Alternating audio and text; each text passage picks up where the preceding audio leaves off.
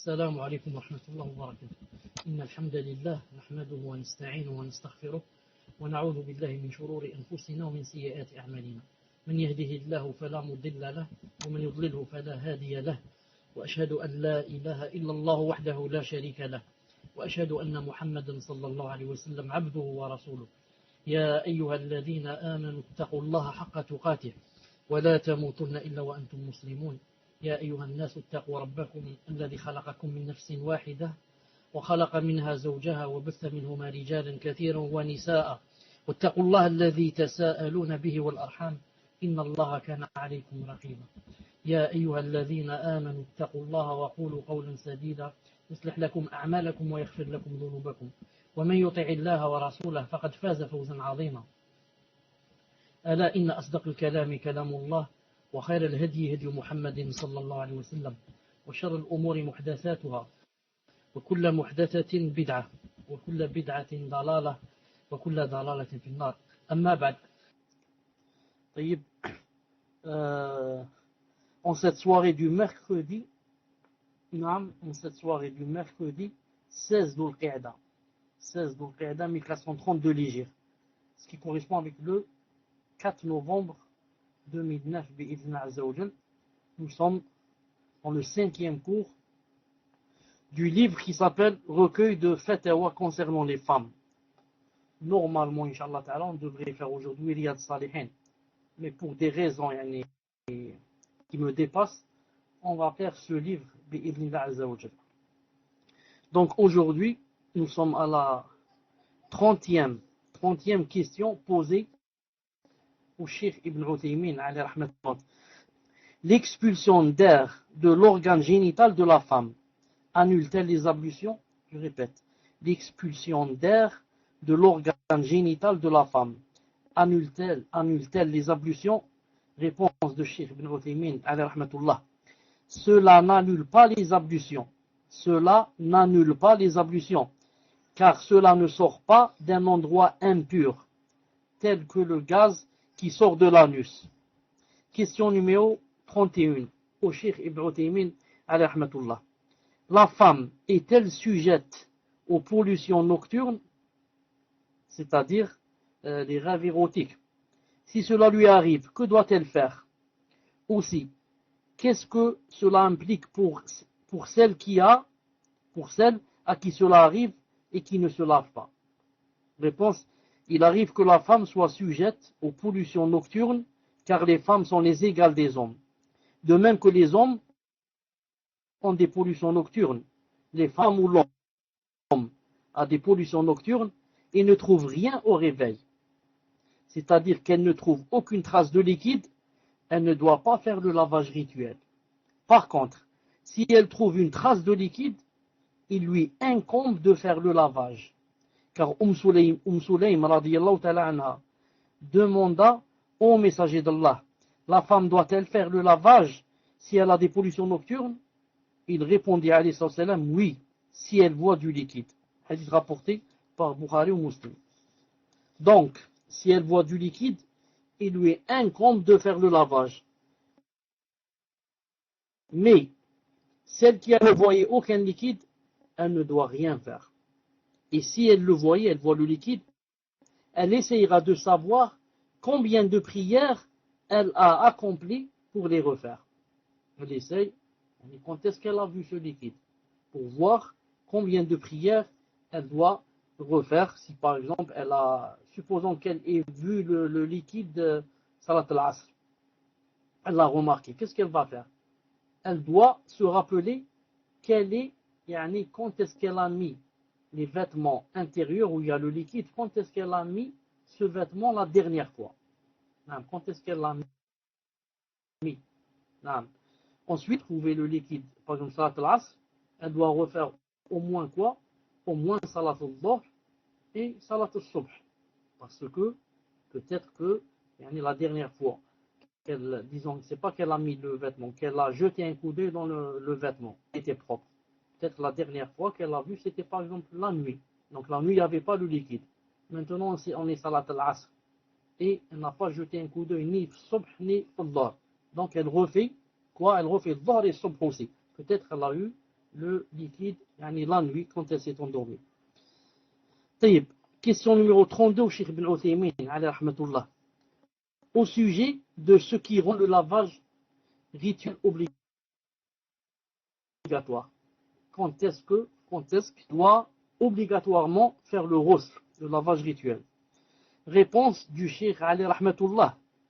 Parmi ce qui rend le lavage rituel, il y a, premièrement, l'éjaculation avec désir, durant l'éveil ou le sommeil. Si ce n'est que pour le sommeil, il faut faire le lavage rituel, même si on ne ressent pas le désir. Car le dormeur peut avoir des pollutions nocturnes sans s'en rendre compte. S'il y a éjaculation avec désir, le lavage est obligatoire dans tous les cas. Deuxièmement, le rapport sexuel. Lorsque l'homme a un rapport sexuel avec son épouse, le lavage lui est obligatoire. Yani, bien sûr, pour l'homme et la femme. Ainsi, lorsque le gland pénètre le vagin ou davantage, le lavage est obligatoire selon la parole du prophète sallallahu alayhi wa sallam. On va commencer par le premier point. Dans le premier point, c'est-à-dire l'éjaculation avec désir durant l'éveil ou le sommeil, le messager d'Allah a dit Al-ma'u min al-ma', l'eau pour l'eau, rapporté par Muslim. Qu'est-ce que ça veut dire l'eau pour l'eau? C'est-à-dire que le lavage est obligatoire après éjaculation. L'eau du lavage est obligatoire pour l'eau qui est le sperme.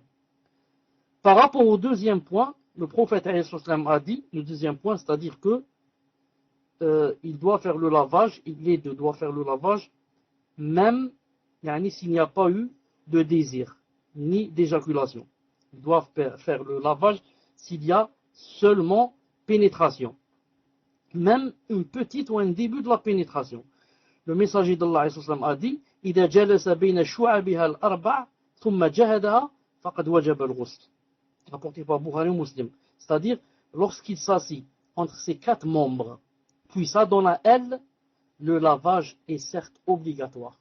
Le lavage est certes obligatoire. Même s'il n'éjacule pas. Cheikh Larmoud dit, même s'il n'éjacule pas. Ce sujet, donc, le coït sans éjaculation, est un point dont le jugement juridique échappe à de nombreuses personnes. À savoir que certains passent des semaines et des mois à avoir des rapports sexuels avec leurs épouses sans aucune éjaculation, mais par ignorance de leur part, ils ne font pas le lavage. Puis il dit pourquoi tu ne fais pas le lavage? Il dit il n'y a pas eu éjaculation. Cheikh Lahmoud dit c'est un point qui a sa gravité. Il incombe à la personne de connaître les limites qu'Allah Ta'ala a révélées à son messager alayhi salam. Lorsque l'individu s'accouple avec son épouse, même s'il n'éjacule pas, le lavage est obligatoire ainsi que pour la femme, à condition que, comme je viens de dire, qu'il y ait pénétration. Troisièmement, ce qui nous oblige à nous laver, le grand lavage, le ghusl, pour les femmes, le sang des menstrues et des lochis. Lorsque la femme a ses menstrues, puis devient pure, il lui incombe de faire le lavage d'après le verset فاعتزلوا النساء من المحيض ولا تقربوهن حتى يطهرن فإذا تطهرن فأتوهن من حيث أمركم الله إن الله يحب التوابين ويحب المتطهرين. Baqara 222. Éloignez-vous donc des femmes pendant les menstrues et ne les approchez, c'est-à-dire en ayant des rapports sexuels avec elles, que quand elles sont pures. Quand elles se sont purifiées, c'est-à-dire le lavage, alors cohabiter avec elles suivant les prescriptions d'Allah. Car Allah Azza wa Jal aime ceux qui se repentent et aime ceux qui se purifient. Il y a aussi l'ordre du prophète sallallahu alayhi wa sallam concernant la femme atteinte de métrorragie de faire le lavage après la période habituelle de ses règles. Il en est de même pour les lochis, elle doit faire le lavage. La description du lavage pour les menstrues et les lochis est la même. Est la même que le lavage pour l'état de souillure majeure. Sauf que certains savants préfèrent pour le lavage des menstrues de se laver en utilisant du lotus, car cela est meilleur pour sa propreté et sa purification. Certains savants ont aussi cité, parmi ce qui rend obligatoire le lavage rituel, la mort, en se basant sur la parole du prophète alayhi salam, adressé aux femmes qui lavèrent sa fille, il a dit alayhi salam, اغسلنها ثلاثا أو خمسا أو سبعة أو أكثر من ذلك إذا رأيتن ذلك. Lavez-la, yani la fille de sa fille, lavez-la à 3, 5 ou 7 reprises ou davantage. Ou davantage que cela, si vous le voyez utile. C'est sa fille ici, pas la fille de sa fille. Non, c'est sa fille. Il a dit, lavez-la à 3, 5 ou 7 reprises ou davantage que cela, ou davantage que cela, si vous le voyez utile. Rapporté par le Bukhari.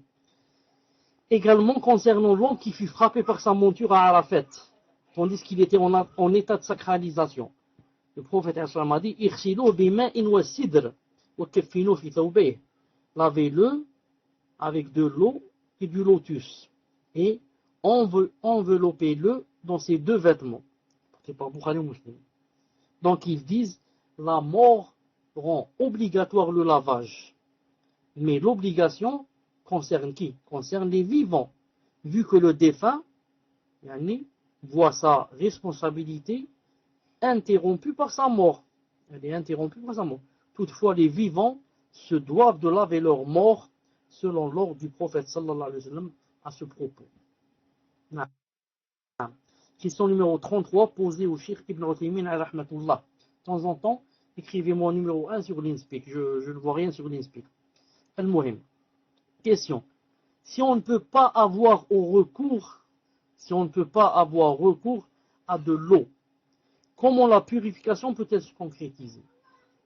Je répète, si on ne peut pas avoir recours à de l'eau, comment la purification peut-elle se concrétiser? Réponse, s'il n'est pas possible d'utiliser de l'eau, car il n'y en a pas, ou que ça va occasionner un mal, on lui substituera les ablutions sèches, tayammum, qui consiste à ce que la personne frappe de ses mains la terre, puis on frotte son visage, puis l'une avec l'autre.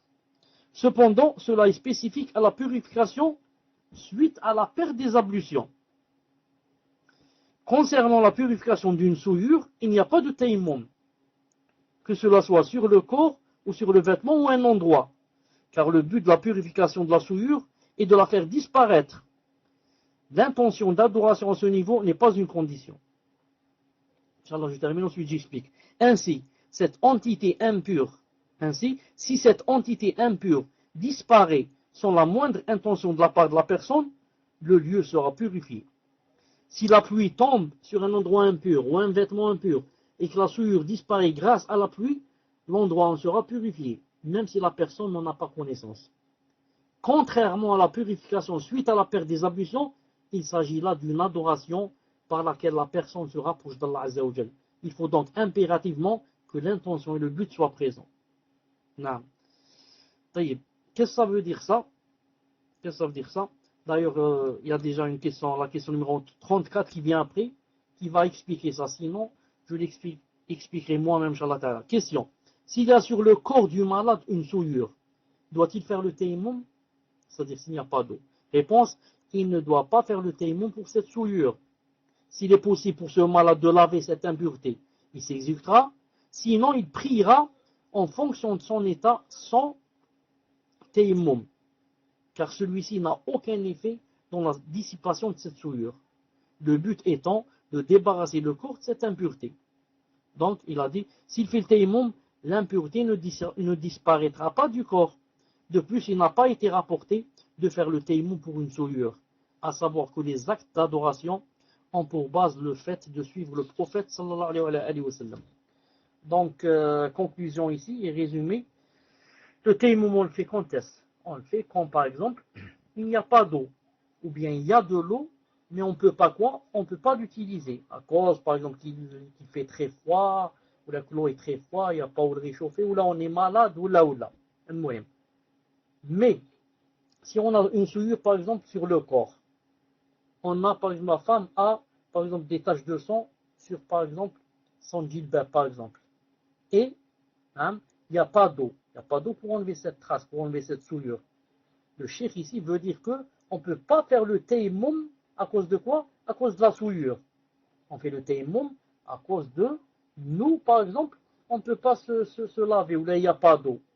Mais ce n'est pas à cause de la souillure qu'il y a sur le vêtement. Car la souillure, il faut l'enlever avec de l'eau. S'il n'y a pas l'eau pour l'enlever, et le soleil ne l'a pas enlevé, ni la pluie, ni rien, elle est toujours là, là, Allah ghalib, c'est plus fort que nous. Il n'y a pas un autre vêtement, on va essayer de changer de vêtement, bien sûr. Il n'y a que le seul vêtement. Qu'est-ce qu'on fait? On ne va pas laisser la salade passer. Mais on ne va pas faire le taïmoum à cause de quoi? À cause de la souillure. Le taïmoum se fait à cause de la perte des ablutions, pas de la souillure. Non. Ensuite, chapitre les monstrueux et les lochis. Question numéro 35. Au conseil permanent des fatawa. Question de 3 ou 4 jours. Par exemple, alors que celui-ci était de 6 ou 7 jours. Ainsi, il a atteint à présent 10 ou 15 jours. Elle remarque qu'elle est pure durant un jour ou une nuit. Puis, cela revient. Doit-elle faire le lavage et prier ou bien attendre jusqu'à ce qu'elle soit complètement pure, vu que son cycle habituel a augmenté et qu'il ne s'agit pas de métrorragie? Quelle est la loi ou que dit la loi à ce sujet? Réponse. Si cela se produit tel que cela a été dit, en sorte que les menstrues s'interrompent durant un jour ou une nuit, durant le cycle des menstrues, elle doit alors faire le lavage et accomplir les prières qui se présenteront durant la période où elle est pure, selon la parole d'Ibn Abbas. Par contre, si elle voit du sang rouge vif, elle ne doit pas prier, et si elle voit qu'elle est pure durant un moment, qu'elle se lave. On rapporte aussi que si l'état de pureté dure moins d'un jour, on n'en tiendra pas compte, selon la parole de Aïcha radhiyallahu anha. Elle a dit qu'elle ne se précipite point jusqu'à ce qu'elle voie la substance blanche, les pertes. Nan. Donc, l'état de pureté de moins d'un jour, il n'a pas de valeur. Il a dit, car le sang tantôt coule, tantôt s'interrompt. Ainsi, l'état de pureté n'est pas confirmé par la simple interruption, comme le fait de s'interrompre moins d'une heure. Telle est l'opinion choisie par l'auteur hanbalite d'Al-Mourni. Celui qui fait des annotations il a dit, cela arrive en majorité aux femmes qui utilisent le stérilet. Leur cycle se voit augmenter de 2 ou 3 jours, voire même le double du cycle. L'interruption des menstrues survient après l'écoulement du cycle habituel de la femme, avant la pose du stérilet, et dure un jour ou une nuit. Ensuite, le sang se remet à couler. Ayant questionné une femme médecin à ce sujet, elle répondit qu'il s'agit de métrorragie causée par la pose du stérilet et non des menstrues. Par la pose du stérilet et non des menstrues. C'est d'ailleurs appuyé du point de vue légal par le texte d'Ibn Abbas, qui a été rapporté par Ibn Shayba dans le Musannif, tome 1, page 120, avec une chaîne de transmission authentique. Celui de Aïcha est rapporté par le Bukhari, tome 1, page 500, de manière catégorique. Il a dit, faire le lavage et prier se fait lorsqu'il s'avère qu'il s'agit de métrorragie, car le prophète ordonne à la femme dans une telle situation d'attendre la durée de son cycle habituel, puis de faire le lavage et prier même si elle voit du sang. C'est un sang qui provient de la métrorragie, qui est différent de celui des menstrues dans ses caractéristiques. Dans un autre livre, j'ai lu une fatwa de Cheikh Ibn Uthaymin où on lui dit, lorsqu'une femme, elle voit par exemple, des fois il y a le sang, des fois il n'y a pas, des fois il y a, des fois il n'y a pas, comment qu'elle fait? Cheikh Ibn Uthaymin a dit, si c'est le sang qui vient, qui s'arrête, si c'est pendant le cycle des menstrues, elle doit le considérer comme monstrueux et ne pas prier pendant le jour où il n'y a pas de sang.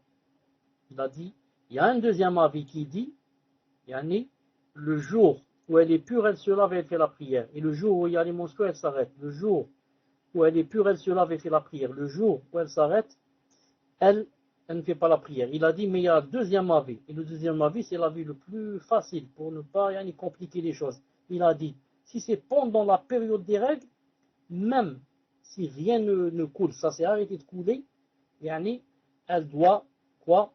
Elle ne doit pas prier. Il a dit parce que c'est pendant le cycle. Et elle n'a pas encore vu les pertes blanches, si elle est du genre des femmes qui voient les pertes blanches. Donc elle ne doit pas prier jusqu'à ce qu'elle voit des pertes blanches. Question numéro 36. Au jour ou pas? Non. C'est pas important, ce n'est pas une obligation. Elle doit rester 40 jours, absolument, même si elle est pure. Ça, c'est une grande faute. C'est une grande faute que commettent beaucoup de femmes qui, bien sûr, sont ignorantes et croient que c'est une obligation de rester 40 jours sans prier ou sans jeûner. Alors que le 40e jour, c'est le maximum. C'est le maximum qu'une femme doit rester. Comme a dit Salama, l'une des épouses du messager d'Allah, elle a dit le maximum, c'est 40 jours.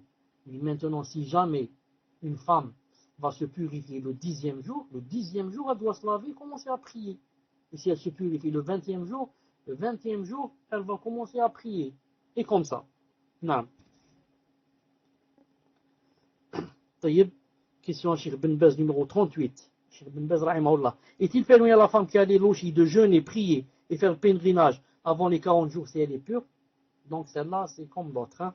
Réponse oui, il lui est permis de jeûner et prier, faire le pèlerinage et la umrah. Il est permis à son mari d'avoir des rapports sexuels avec elle pendant la quarantaine si elle est pure. Dans la quarantaine si elle est pure.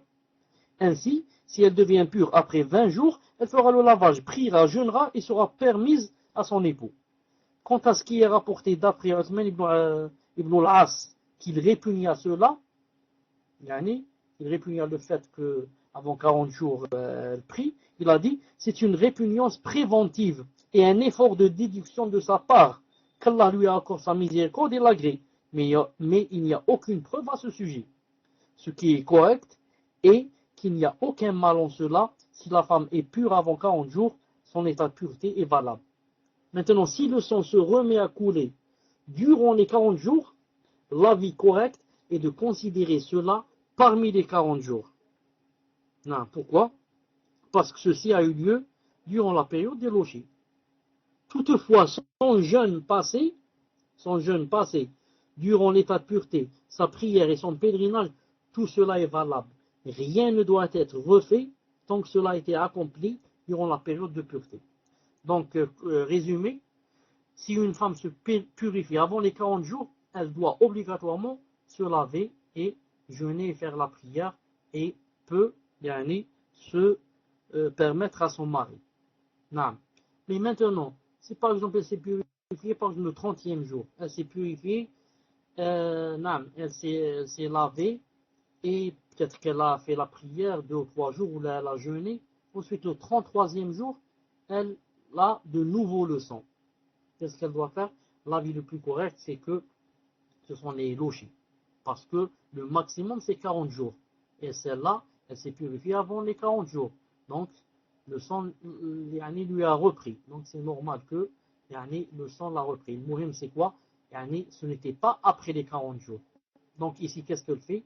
Elle va s'arrêter de nouveau de prier et de jeûner. Et ce qu'elle a jeûné, elle va le compter. Elle ne va pas dire, donc, si j'ai jeûné 3 jours, ça compte pas. On va lui dire, si, ça compte. Il ne faut pas les refaire. Tu les as fait en état de pureté. Et maintenant, Allah Ta'ala a voulu que le sang revienne. Non, c'est pas grave, mais il faut s'arrêter, c'est tout. Bien sûr, si maintenant après 40 jours, le sang revient, là les savants disent qu'elles doivent le considérer comme des monstrues. S'il vient après le 40e jour, elles doivent le considérer que ce sont les monstrues qui sont revenus. Et ils sont revenus, ces monstrues sont revenus collés à qui? Collés à ces logis. Question numéro 39, au Cheikh Ben Baz, alayhi rahmatullah. Des femmes enceintes font une fausse couche. Certains embryons ont déjà pris forme et pas d'autres. Je souhaite une explication concernant la prière dans les 2 cas. Réponse, si la femme avorte naturellement bien sûr, d'un embryon ayant un semblant, une tête, une main, un pied ou autre chose, c'est une femme qui a fait ses couches. Donc, à laquelle s'appliquent les règles de logique. Elle ne doit ni prier ni jeûner, il est interdit à son mari de s'accoupler avec elle jusqu'à ce qu'elle soit pure ou bien que les 40 jours s'écoulent. Dès lors qu'elle devient avant ou pendant les 40 jours, elle devient pure, le lavage est obligatoire, ainsi que la prière et le jeûne du Ramadan. Et il est permis à son mari d'avoir des rapports avec elle. Il n'y a aucune limite minimale pour les logis. Si elle est pure après accouchement, après 10 jours, ou moins ou plus, le lavage est obligatoire. Et les règles relatives aux femmes pures s'appliquent à elles, comme nous l'avons vu. Non. Le sang qu'elle voit après 40 jours provient d'un vice. Elle peut jeûner et prier, et son mari a le droit d'avoir des relations sexuelles avec elle. Ça, donc c'est quoi? C'est le sang qui ne s'arrête pas de couler après le 40e jour.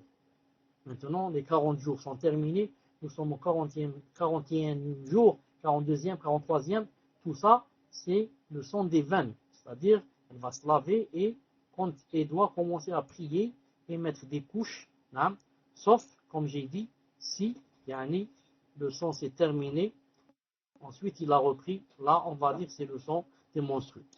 Cependant, il a dit, elle doit faire des ablutions au moment de chaque prière, hein, comme la femme atteinte de métrorragie.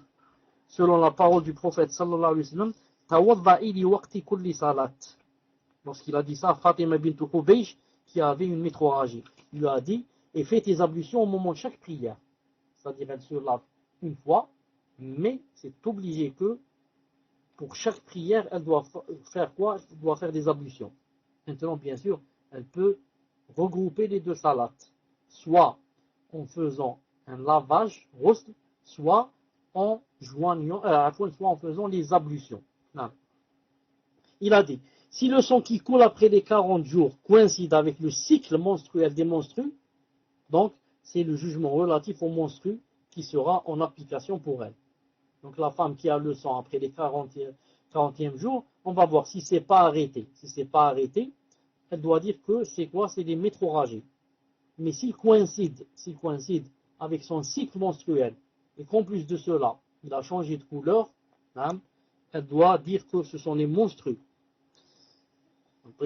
Par contre, si elle accouche d'un embryon n'ayant pas de forme humaine, donc une femme qui fait un avortement, il y a deux cas.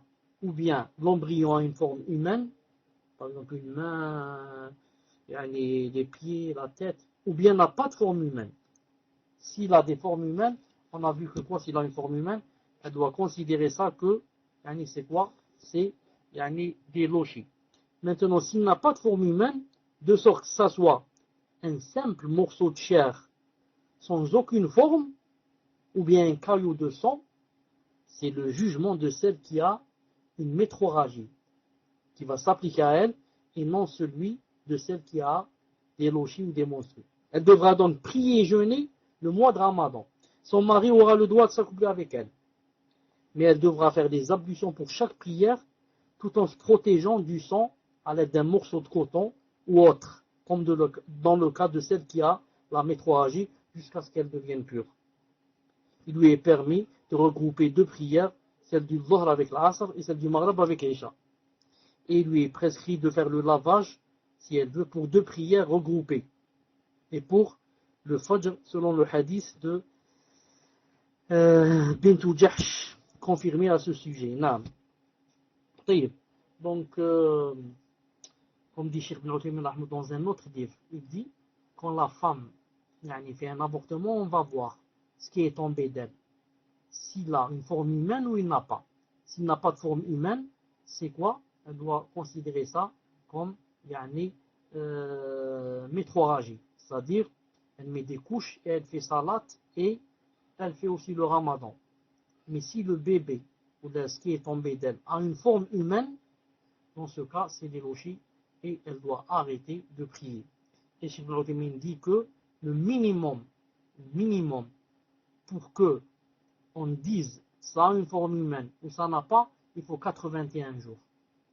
C'est-à-dire, si c'est par exemple seulement 2 mois, ou là, 70 jours, ou là 75 jours, ou là 78 jours, c'est seulement un morceau de chair. C'est impossible qu'il puisse avoir une forme humaine. Non, mais si ça atteint 81 jours et plus, non, non, ça aura une forme humaine, d'après le hadith du message là qui a dit que Allah Ta'ala enverra l'ange pour insuffler. Non, non, c'est pas pour insuffler, il insuffle le 4e mois. Il va envoyer l'ange pour commencer à le dessiner, si je puis dire. Non. Question numéro 40 au Cheikh Ibn Uthaymin, alayhi rahmatullah. La femme qui a les lochis, est-elle astreinte à demeurer dans son foyer durant cette période? Réponse, la femme qui a les lochis est comparable aux autres femmes. Il n'y a aucun mal à ce qu'elle sorte de sa demeure pour un besoin quelconque. Mais s'il n'y a nul besoin, il est préférable à l'ensemble des femmes de rester à la maison. Selon la parole d'Allah, وَقَرْنَ فِي بُيُوتِكُنَّ وَلَا تَبَرَّجْنَ تَبَرُّجِ الْجَاهِلِيَّةِ الْأُولَى. Al-Ahzab 33. Restez dans vos foyers et ne vous exhibez pas à la manière des femmes d'avant l'islam. Question numéro 41 au Cheikh Al-Albani, alayhi rahmatullah.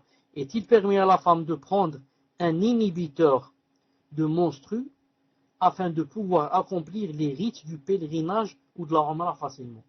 Est-il permis à la femme de prendre par exemple des pilules afin d'accomplir les rites du pèlerinage ou de la Umrah facilement? Réponse, je ne vois aucun inconvénient à utiliser ce moyen médical à condition que le médecin ne voit dans l'utilisation de ces pilules aucun mal pour la femme. La base de toute chose est la permission et il n'y a dans cet acte aucune violation d'interdit. Donc il est possible à la femme qu'elle prenne des pilules, par exemple, pour pouvoir accomplir les rites du pèlerinage ou de la Umrah facilement. Et il a dit que, à condition que le médecin, ce soit lui qui ait choisi le genre de pilule. Car la femme peut choisir d'elle-même et ce n'est pas toutes les pilules qui conviennent à toutes les femmes. Mais chaque femme a une sorte de pilule qui lui convient à elle, qui ne convient pas à une autre femme. Question numéro 42, au conseil permanent des fatwas. Il existe des pilules empêchant le cycle menstruel des femmes ou le retardant. Est-il permis de les utiliser durant le pèlerinage uniquement de peur que le cycle débute? Donc vous voyez que c'est la même question, Inch'Allah. La réponse, il est permis à la femme d'utiliser des pilules inhibitrices de menstrues durant le pèlerinage de peur que le cycle débute. Mais cela doit se faire après consultation d'un médecin. Allah, ils ont dit la même chose. Un médecin spécialisé afin de préserver la santé de la femme. Il en est de même pour le ramadan si elle désire jeûner avec les gens. Si elle désire jeûner avec les gens, elle veut prendre des pilules, c'est permis aussi d'après le conseil permanent des fatwa. D'après Cheikh Ibn Uthaymin, il dit aussi que c'est permis pour le ramadan pour la femme. Mais il a dit, il y a une différence entre c'est permis et c'est recommandé. Il a dit, je ne recommande pas, mais c'est permis. C'est-à-dire pour lui, pour Cheikh Ibn Uthaymin, de préférence, elle ne les prend pas pour rester naturelle. Pour rester naturelle, Allah Ta'ala lui a donné les menstrues pour qu'elle ne jeûne pas. Mais maintenant, si elle veut, qu'elle prenne les pilules, elle est libre. Question numéro 43, posée au Cheikh Bin Baz, alayhi rahmatullah. Elle lui a dit, une femme a dit, je remarque après le lavage, suite au cycle mensuel, et après écoulement de ma période habituelle, qui est de 5 jours, je remarque que parfois une très petite quantité de sang s'écoule directement après le lavage. Et ensuite, il n'y a plus rien. Je ne sais guère si je dois uniquement tenir compte de mon cycle habituel de 5 jours, sans compter ce qui s'y rajoute, prier et jeûner, sans nul reproche envers moi à ce propos, ou bien si je dois inclure ce jour, l'année où j'ai vu le sang, quelques gouttes, parmi ceux de mon cycle et ne pas prier ni jeûner, tout en sachant que cela ne m'arrive pas toujours, mais après 2 ou 3 cycles menstruels environ. Je souhaite être renseigné. Réponse de Cheikh Ben Baz, alayhi rahmatullah. Si ce qui s'écoule après purification est de couleur jaunâtre ou terne, il ne faut pas en tenir compte. son statut est celui de l'urine. Par contre, s'il s'agit de sang, il est considéré comme des monstrues. Il faudra refaire le lavage selon ce qui est confirmé d'après Atiyya radiyallahu ta'ala anha, l'une des femmes des compagnons du prophète qui a dit: nous ne tenions pas du tout compte de la couleur jaunâtre ou terne après purification. Quand elle a dit après, ça veut dire qu'avant, on tenait compte. Elle a dit après purification. Dans les annotations, il a dit: ayant les caractéristiques connues du sang des menstrues, de sorte qu'il ne s'agisse plus de métrorragie. C'est-à-dire, la femme qui a dit que quand elle est allée se laver, et elle a trouvé ce sang qui a coulé. Il a dit, à condition que ce sang ait les caractéristiques du sang des menstrues. C'est-à-dire, il a la même couleur, la même odeur, et le sang des menstrues, vous connaissez avec ces 4 signes. Si par contre il apparaît que c'est le sang d'une veine et qu'il n'y a pas les caractéristiques des menstrues, elle est alors en état de pureté. Et son statut est quoi? Et durant cette période, celui de celle qui est atteinte de métrorragie. Question numéro 44, au Cheikh Al-Albani alayhi rahmatullah. Est-il permis à la femme indisposée d'entrer à la mosquée? Est-il permis à la femme indisposée d'entrer à la mosquée? Réponse: cela lui est permis sur base d'une preuve passive et sur base d'une preuve affirmative. Quant à la preuve passive, c'est l'absence de preuve lui interdisant d'entrer à la mosquée. Cela relève de la règle juridique stipulant que la base de toute chose est la permission. Aussi, l'interdiction d'une chose nécessite une preuve particulière. Mais absolument aucun hadith n'est authentique quant à l'interdiction de la femme indisposée d'entrer à la mosquée. Ça, c'est la preuve passive. Il dit, alayhi rahmatullah, quant à la preuve affirmative, il s'agit du hadith de Aïcha, dans Sahih al-Bukhari, d'après la notation de Jabir ibn Abdullah al-Ansari, radiyallahu ta'ala anhu. Il a dit, lorsqu'elle eut ses règles lors du pèlerinage d'adieu, alors que le prophète s'était arrêté à un lieu proche de la Mecque, appelé Saraf, lorsqu'il rentra auprès d'elle, il la trouva en train de pleurer. Il lui demanda: qu'as-tu? Es-tu indisposé? Et il poursuivit sallallahu alayhi wa sallam: c'est une chose qu'Allah Ta'ala a prescrite aux filles d'Adam. Fais donc ce que fait le pèlerin, sauf que tu ne fais pas le tawaf et que tu ne pries pas. Il dit, Cheikh Al-Albani dit, c'est un texte soulignant qu'il est permis à la femme qui a ses menstrues d'entrer à la mosquée, même à la mosquée sacrée. Non, vous voyez, le message là lui a dit, fais ce que fait le pèlerin. Le pèlerin, qu'est-ce qu'il fait? Le pèlerin, il fait Safa al-Marwa, où est-ce qu'il fait ça? Il fait à l'intérieur de la mosquée sacrée. Donc, elle est obligée de rentrer à la mosquée. Il lui a dit, car le prophète lui a autorisé de faire ce que fait le pèlerin, entrer à la mosquée, le tawaf, la prière. Tout ceci est accompli par le pèlerin. Quant à elle, la seule exception parmi ce que fait le pèlerin concerne le tawaf et la prière. C'est tout ce qu'elle ne doit pas faire. La femme, donc, qui a ses règles, peut entrer à la mosquée et lire le Coran.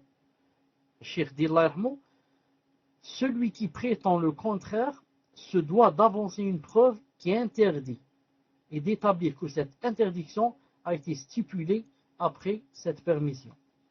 Non. Je crois, Inch'Allah Ta'ala, qu'on va s'arrêter là. On s'est arrêté donc ici, Inch'Allah Ta'ala. Et on va passer, Inch'Allah Ta'ala, aux questions-réponses, dans, Inch'Allah Ta'ala, un quart d'heure à peu près. Naam. Je dis, Subhanakallahumma bihamdik, ashhadu an la ilaha illa anta, astaghfiruka wa atubu ilayk. On se rencontre entre un quart d'heure et une demi-heure, Inch'Allah Ta'ala. Assalamu alaikum wa rahmatullahi wa barakatuh.